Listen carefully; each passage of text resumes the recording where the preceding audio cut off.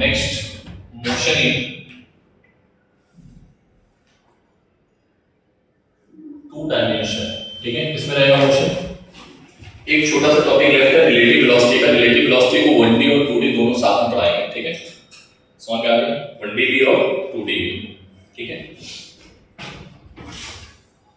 तो इसमें आएगा पहला हेडिंग है प्रोजेक्टाइल मोशन, ठीक है। सबसे पहले हमें पता होना चाहिए प्रोजेक्टाइल क्या होता है।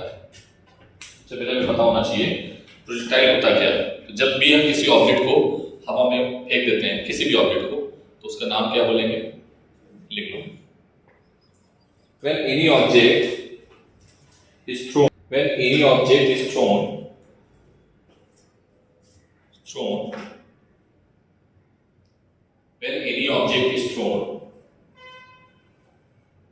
on the effect of gravity,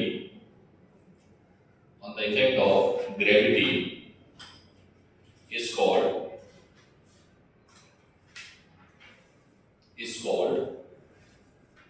क्या बोलेंगे, प्रोजेक्टाइल, ठीक है। नेक्स्ट बुलेट पॉइंट बना के लिखो, ठीक है। पहला बुलेट पॉइंट की डेफिनेशन हो गई, दूसरा बुलेट पॉइंट, ठीक है।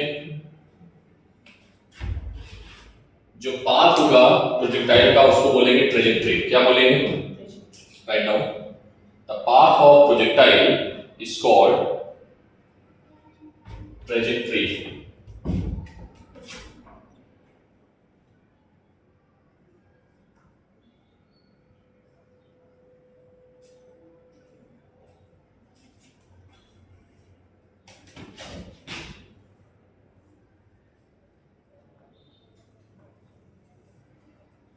ठीक है, और उसकी जो ट्रेजेक्टरी होती है वो कैसी होती है, कर्व होती है, ठीक है। और कर्व कैसा होता है, पैराबोलिक।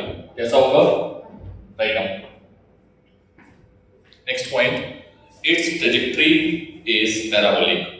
बुलेट पॉइंट बना हुआ है कितना, 1 2 3 ऐसे करके, ठीक है।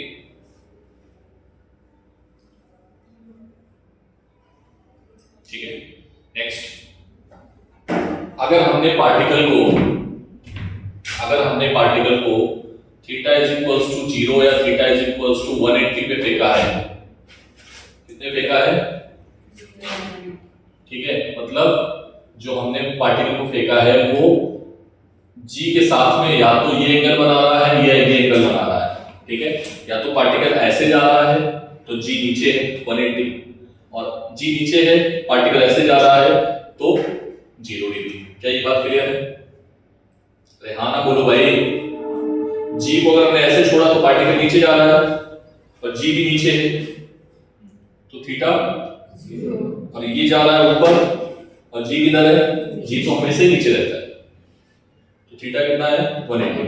तो उस केस में जो ट्रेजेक्टरी होगी वो कैसी होगी, उस केस में जो ट्रेजेक्टरी होगी, यहां पर लिख लेना, उस केस में जो ट्रेजेक्टरी होगी वो कैसी होगी, स्ट्रेट लाइन। कैसी होगी, और इस मोशन को 1D मोशन बोलेंगे। कैसा मोशन बोलेंगे, अभी पढ़ के आया होगा, ठीक है, लिख लो जल्दी से।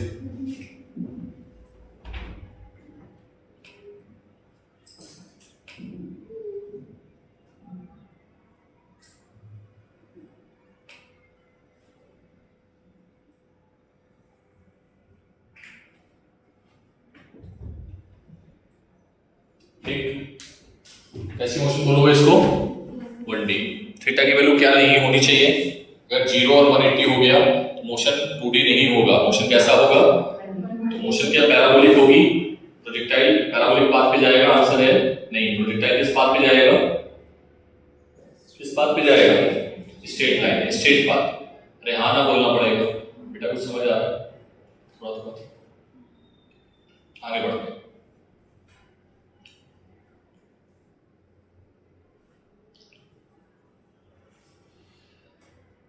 नेक्स्ट,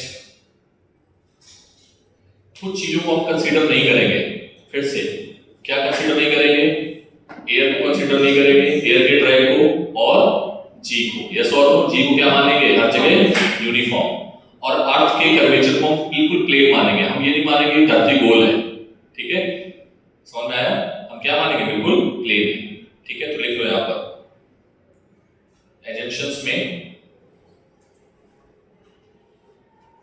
एजम्पशंस में शॉर्ट हेडिंग बना के एजम्पशंस में 1 2 3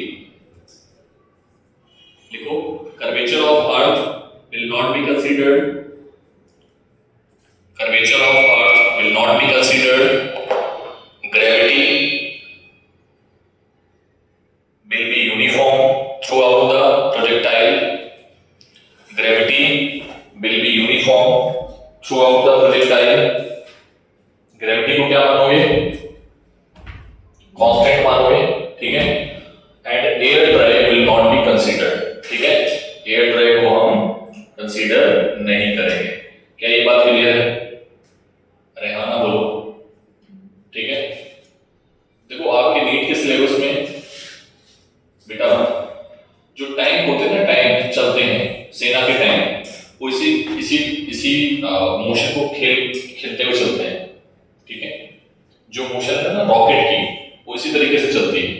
तो ये थोड़ा सा आपको अच्छा लगेगा, समझ में आना चाहिए, इस तरीके से सारे काम होंगे, ठीक है। तो बहुत अच्छे समझेंगे, ठीक। इसमें हम 2 डायमेंशनल मोशन को इंडिविजुअली एक्स और वाई के अकॉर्डिंग चेंज करेंगे। किसके अकॉर्डिंग चेंज करेंगे? एक्स और वाई के अकॉर्डिंग, ठीक है। मेरी जिस दिन डाउट क्लास होगी उस दिन मैं तुम्हें अच्छे क्वेश्चंस कराऊंगा 1 घंटे, ठीक है। अगर आपके डाउट नहीं हुए तो मैं सिर्फ 1 घंटे आपको अच्छे क्वेश्चंस कराऊंगा जेईई मेंस और नीट के पीवाईक्यू ओनली, ठीक है। अगर रहेगा कि कोई टॉपिक पढ़ाना है तो मैं टॉपिक भी पढ़ा दूंगा, ठीक है। उस दिन वो टॉपिक ये मान के चलना कि ये हमको समझ में आना चाहिए, अगर नहीं आ रहा तो भी कोई दिक्कत नहीं है, क्योंकि वो टॉपिक टफ है ऑब्वियसली, ठीक है। हाँ, कितने पॉइंट बताए सर ने? कितने हो गए? प्रोजेक्टाइल की डेफिनेशन, ट्रैजेक्टरी क्या होता है जिस पे प्रोजेक्टाइल चलेगा, ठीक है। अगर थीटा की वैल्यू ये हुई तो ट्रैजेक्टरी कैसा होगा? Straight line. और अगर ये नहीं हुई तो ट्रैजेक्टरी कैसा होगा? कैसा होगा? सब बोलो, कैसा होगा? पैराबोलिक, ठीक है। तो बेटा अब हम यहां से काम करते हैं, तुमको दिखाते हैं थोड़ा सा और भी कोई पॉइंट है क्या क्या कंसीडर नहीं करेंगे ये बता सकते हैं? कंसीडर नहीं करेंगे, एयर का रेजिस्टेंस कंसीडर नहीं करेंगे, अर्थ के कर्वेचर को हम कंसीडर नहीं करेंगे, हम मानेंगे अर्थ का कर्वेचर नहीं बदल रहा है और ग्रेविटी हर जगह पर सेम है, ठीक है, बराबर है। बोलो नेक्स्ट पॉइंट,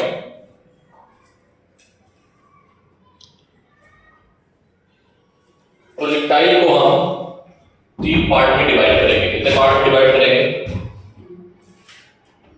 ठीक है, एक G2G, पहला क्या है? ग्राउंड टू, पहला क्या है बेटा? ग्राउंड टू ग्राउंड, पहला क्या है? Ground to ground. दूसरा है हाइट टू ग्राउंड, मतलब खड़े हो जाओ, कहां खड़े हो जाओ? हाइट पे, हाइट टू ग्राउंड, ठीक है। अरे भाई हम छत पे खड़े हैं, ऐसे फेंक दिया, ठीक है, क्या है? प्रोजेक्टाइल, ठीक है। अब हम यहां पर खड़े लगे ऊपर पे, तो क्या हो गया? हाइट ग्राउंड से हाइट, समझ में आया? एक और है जो नीट के सिलेबस में नहीं है, बट टाइम मिला तो मैं बताऊंगा। इंक्लाइन प्लेन पे, मतलब हम तिरछा खड़े हैं पहाड़ पे, ऐसे मानो ऐसे पहाड़ पे खड़े हैं, वहां से फेंक दिया या पहाड़ को फेंका, ठीक है। नहीं समझे? कैसा ये वाला है, या तो यहां से ऐसे फेंक दो, ठीक है, या फिर यहां से ऐसे फेंक दो, ठीक है। कोई दिक्कत? ये नीट के सिलेबस में नहीं है, क्योंकि थोड़ी सी इसकी मैथ्स जो है वो टफ है। क्या है? इसको बोलते हैं इंक्लाइंड प्रोजेक्टाइल। क्या बोलेंगे?